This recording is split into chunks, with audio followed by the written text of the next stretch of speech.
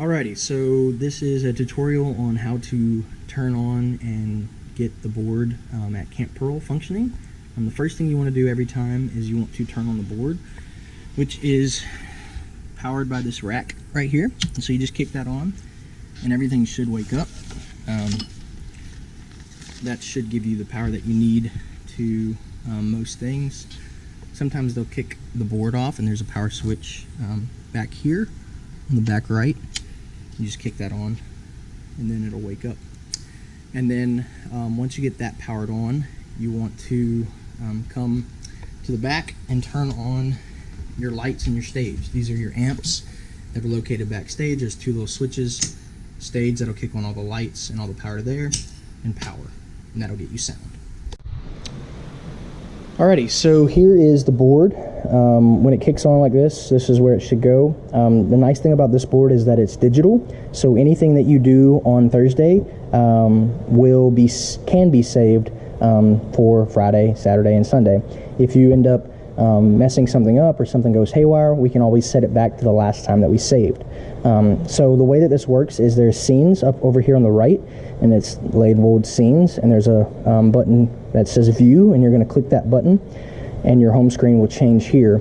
First one is home, and you're going to want to use page select to the right and it'll show scenes. There's a default, which is just if the board was right out of the box, and there's base camp, and then there's a lot of other individuals who have saved scenes, one of those being Faithwalk 21, Faithwalk 22, myself, several other people's.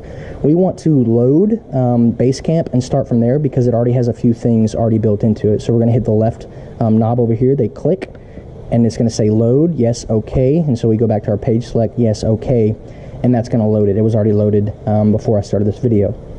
So once you get to that, you can click out of your view scenes and it'll bring you back to your channels. Now the way that this board works is that each channel has its own strip, and then everything up here controls that channel when it's selected.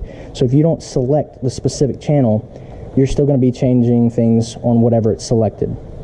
So with that in mind, there's already a few things already input on this console. So the first 16 channels is going to be all on the board, all on the stage, and those are labeled in the mic boxes that are subbed into the stage.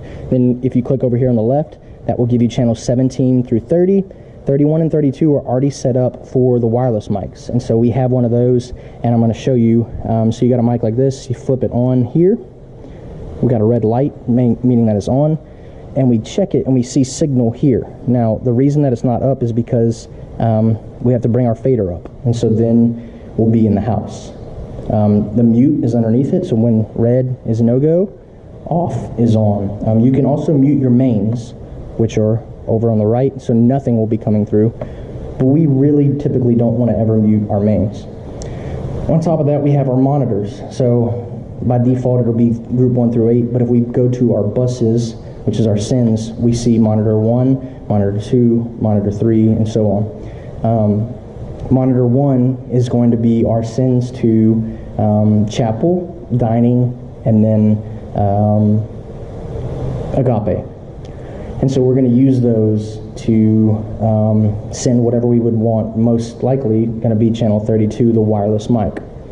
And so I'm going to show you how to do that now. Alright, so the way that monitors are going to work is that you have a general send on monitors. So right now all of our monitors are turned down because technically everything that we're controlling left of this segment, all of this is going to our mains. But when we select our monitor level, we want to bring that up to just 0 on all of those, because we'll have a few. 2 and 3 will probably be stage left and stage right for your musicians. But monitor 1 is going to be the one that we're sending to agape on stage left, and then we're going to send one out the door on stage right towards dining, and then we're going to jump that to chapel, or the gym. And so what we'll do is we want to keep that there, and what we can do is we can take any of these channels. Specifically, we're going to just work on one, for example, of the wireless mic. So this will be the Countryman headset, the one that they wear around their ear, and we're going to select that channel. And so now we have control over that. And so we want to send that, but for now we'll do it on 31 since I have this mic with me. And so there we see signal. So we want that signal to get to our monitor. And so what we want to do is we want to hit sends on faders, which is choosing where that send is going. So we hit that, and right now it's not going to any of these channels. But if we bring that up on monitor 1, we see that we get signal. So if I mute this, it's not going to be talking, but we get signal here, and then it's going to send signal to the monitor 1. And so that's how you push, hypothetically speaking, channel 32 or 31, both of them, to your monitor 1, which will send that to Agape and send that to Dining and Chapel.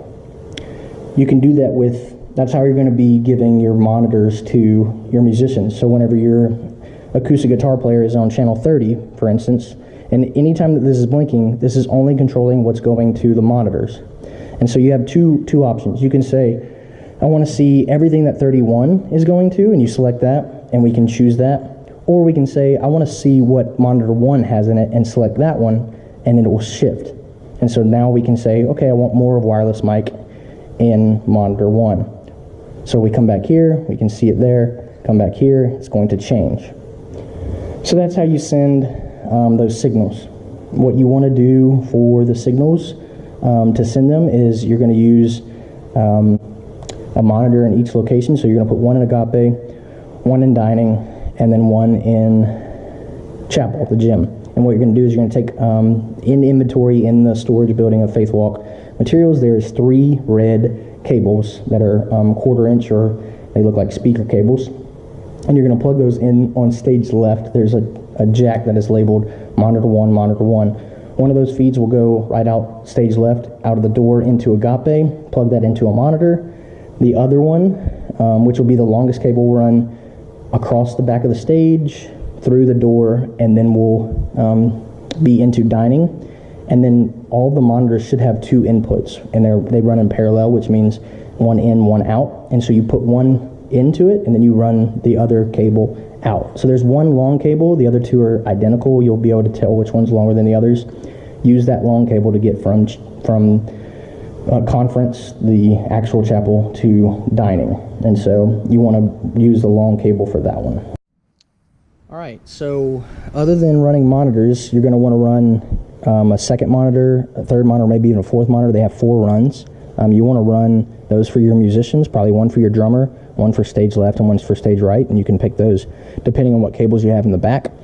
And the same thing applies. You want to make sure that you can send whatever you'd like. I'm going to show you how to change the title and the color of a strip. So let's just say we say channel 1 and we put our acoustic guitar player over there, and we want to use channel 1 for his microphone. So we select that channel with the green, and we come to our menu over here that says setup, and we click setup, and it's going to switch menus.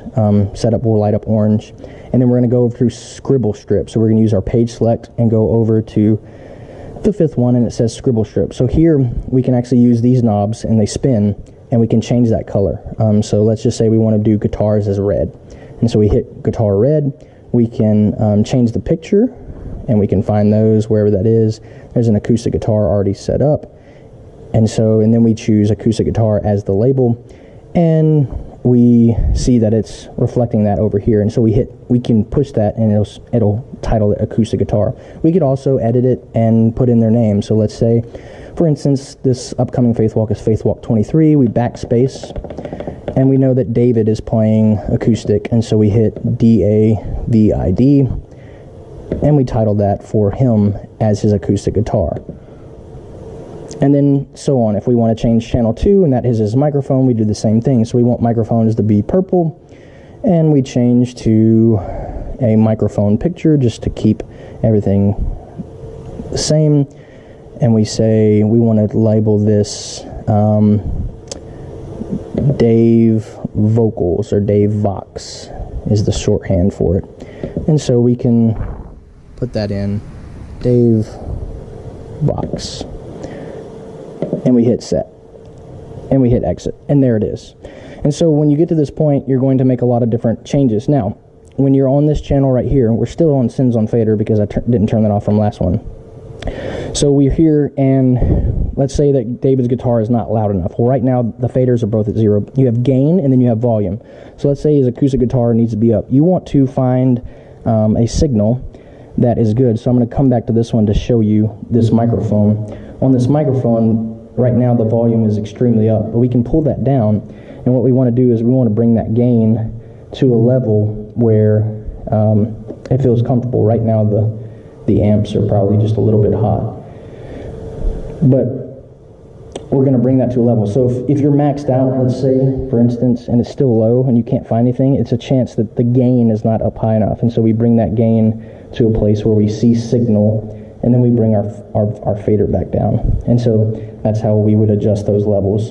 And then you can do fine adjustments. We never want to touch our main button unless it's an emergency. But we want to leave that right at 0, and we want to do all of our adjusting on the left. So again, just to show you how these monitors work, so if we want to just specifically get David on a monitor, or our first monitor send, so let's just say we have stage left as monitor 2. I'm not really sure off of memory which side is which, but there's 1, 2, 3, and 4. I think 2 is on stage left. So let's say we put our lead musician on stage left. There's 2 ways to go about this. If, for instance, when you're checking monitors, your instrumentationalist says, I'd like more of lead vocals, then you can either, you hit sends on faders, and you can select that vocal, and you can bring it up in which one you want. So we want that to come up in 2, and we want that to come up a little bit in 3. Or if you know exactly what you want, you can come to the monitor itself and select that, and then you can adjust. Okay, I know he needs acoustic, I know he needs this, and I know he needs a little bit of channel 3 and a whole lot of channel 4. And so either way, remember that if this is blinking and you're moving things on this side of the board, you're affecting only the monitors, not your mains. And so you need to make sure that this is on when you want it to be on and off when you want it to be off. And so you can just go through, and surely there's not going to be a whole lot of channels. You'll have maybe a guitar, a couple vocals, bass, maybe a drummer or percussionist, and maybe some background pads or a keyboard. And so you can make it to where they fit all within the realm of one channel, as long as you have enough cabling. And if not, don't worry, you can just cycle between these 2 channels. So channel 1 through 16, channel 17 through 32. They already have a aux cord set up for your computer, and so we just go to our aux ends, and channel 3 and 4 are already linked together, so it's nice, it's stereo, and that is your computer volume, or your phone if you want to use a phone for background music and any videos or anything that's sent through that. And then Busmaster, that's also the same exact replica of what's over here, but it's nice to have that all on its own on this right side. And so I think that is everything that you should pretty much need to know as far as the soundboard goes. There is hundreds and thousands of tutorials on this specific board on YouTube, so don't fret if something goes wrong. Why use a mute group? Mute groups are a great way to instantly mute a group of channels.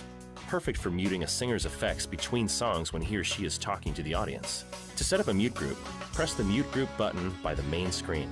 It will light up red when activated, indicating the console is in mute group edit mode. Press and hold the mute group button you want to use while selecting the channels you'd like to add with the individual channel select buttons, not the individual mute buttons. When you're done adding channels, press the mute group button again. The mute group is ready for action. Thanks for watching. Okay, so the last thing you want to do once you get everything set up on that Wednesday or Thursday, whatever day that you set up, is you want to save what you've done. And so we're going to come back home here just to bring everything back. And we come back to our scenes location and we hit view, and we can see those scenes. We hit over on our page select, and there's our scenes. Now we don't want to overwrite this base camp, so we want to scroll with our left wheel all the way down to a new one, channel 12, and we hit the second button. We see save this scene to scene 12. We hit save. We can title it whatever we want, FW 23, 24, 25. There won't be a 25, 26, forgive me. And you hit the far right that says save. I'm not going to save it because I don't want to waste another spot, even though they have hundreds and hundreds of scenes. And so once you save that, it will be there. Now when you go to bed and you wake up the next morning, in case something chaotic comes back, you can always go back to that scene and you hit the far left and you load that scene, and it'll bring it to the last point that you saved it. So if you make adjustments during the first talk or the second talk and you guys go to lunch, you want to save that scene so that way it reflects the most updated version of where you mixed, and then you can load that up. And then when you're powering off, you want to power off your back lights, those two switches, the stage on and stage off first, because if you power off the board, you'll get a loud pop, and so you want to basically reverse the order that you turn them on. So turning on, you're going to turn on rack, board, lights and amps, stage and lights, and then in the reverse order, whenever it gets time to go to bed and it's lights out, hit off your stage and lights, come turn off your board, come turn off your rack, and then turn off these two wireless receivers here for your wireless microphones and anything else that's there. And that should be pretty much it.